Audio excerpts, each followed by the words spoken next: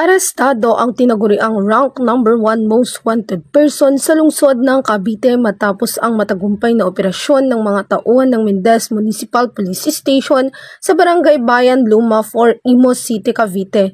Nito lamang ika-4 ng Setyembre taong kasalukuyan.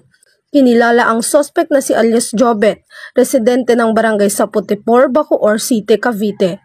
Ang operasyon ay isinagawa sa bisa ng warrant of arrest para sa paglabag sa Republic Act 9165 o ang Comprehensive Dangerous Drugs Act of 2002 na may kaukulang piyansang nagkakahalaga ng 120,000.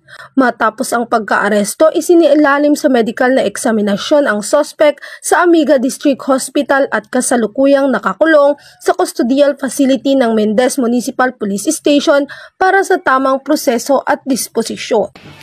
Mula dito sa PRO Calabarzon, ako ang inyong Police News Network Correspondent, Patrolwoman Priscel May T. Urbano, alagad ng batas, tagataguyod ng balitang pulis.